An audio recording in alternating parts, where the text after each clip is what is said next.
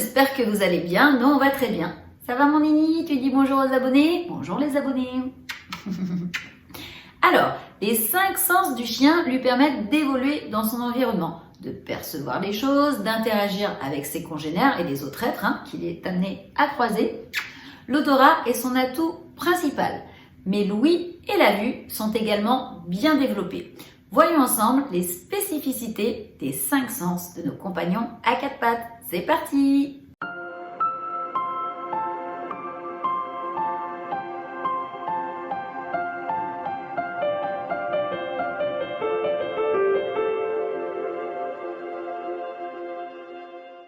Avant de poursuivre cette vidéo, Titou et moi, on voudrait remercier toutes les personnes qui sont fidèles à nos vidéos et toutes les personnes qui se sont abonnées. Merci beaucoup pour votre fidélité et pour votre confiance.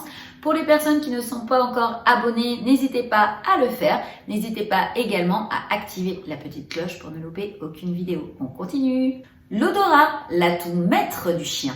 Les chiens sont réputés pour la puissance de leur flair. Ce sens est en effet plus développé que chez l'homme, avec une moyenne de 200 millions de cellules contre 5 petits millions pour nous les humains. C'est aussi le nombre et l'étendue des récepteurs olfactifs qui confèrent aux chiens un net avantage sur ce plan, avec un total de 130 cm² contre 3 cm² pour l'homme. L'odorat du chien est si fin qu'il permet de capter des odeurs jusqu'à 1 million de fois plus diluées que celles pouvant être détectées par l'homme. Grâce à son flair remarquablement développé, les chiens peuvent reconnaître leur nourriture par exemple, distinguer leur maître et interagir avec leurs congénères. Les signaux olfactifs émis et reçus par les chiens constituent autant d'indicateurs d'attitude et de sentiments, comme la crainte, l'agressivité, la joie, qu'ils sont les seuls à pouvoir comprendre. Le puissant odorant du chien est exploité par l'homme depuis très longtemps. Il s'en sert notamment pour retrouver des personnes disparues,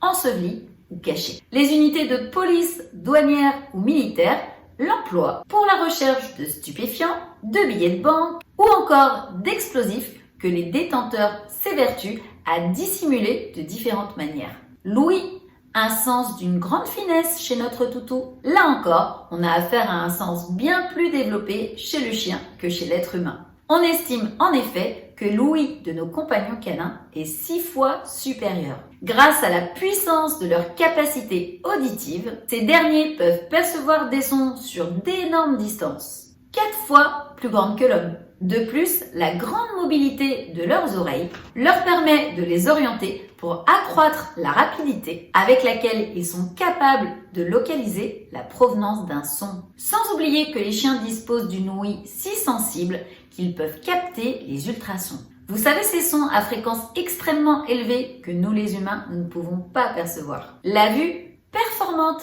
la nuit. On a longtemps cru, à tort, que la vue constituait le talon d'Achille de nos amis à 4 pattes. Ce sens n'est certes pas aussi poussé que chez l'homme, mais dès que l'animal acquiert toutes ses capacités visuelles vers l'âge de 3 mois, il peut percevoir une gamme de couleurs assez variée. Moins que chez l'être humain, mais pas au point de ne distinguer que le noir et le blanc, comme on a tendance à le croire. Il peut même capter les gestes effectués par son maître sur une distance d'1 kilomètre et n'éprouve aucune peine à voir pendant la nuit. D'autant plus que le champ de vision canin est supérieur à celui de l'humain. 270 chez nos toutous, alors qu'il est que de 180 chez nous, avec quelques variations selon la race du chien et la forme de son crâne.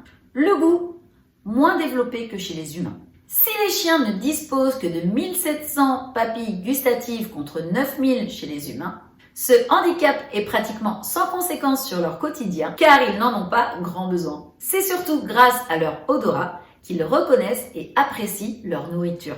D'ailleurs, ils ne s'attardent généralement pas à la goûter en la mâchant, mais en l'avalant rapidement. Le toucher, des mécanismes différents. Les chiens ont des pattes à la place des mains, mais cela ne les empêche pas de jouir d'une véritable sensibilité au niveau du toucher. Simplement, ce sens fonctionne différemment chez eux. Alors que pour nous, c'est la peau qui est le vecteur, chez eux, ce sont les poils maxillaires, les fibrisses, les sourcils et les coussinets qui assurent ce rôle. Eh bien écoutez, on en a fini pour cette vidéo. J'espère qu'elle vous aura plu, mais surtout qu'elle vous sera utile. Si c'est le cas, n'hésitez pas à nous mettre une avalanche de pouces bleus en dessous à Titou et à moi. N'hésitez pas à vous abonner à la chaîne si ce n'est pas encore fait et à activer la petite cloche pour ne louper aucune vidéo. On fait 2 vidéos par semaine, Titou et moi. D'ici là, on vous fait des gros bisous. Protégez-vous parce qu'il fait très froid dehors. Et puis on vous dit à très vite pour une prochaine vidéo. Bisous, bye bye!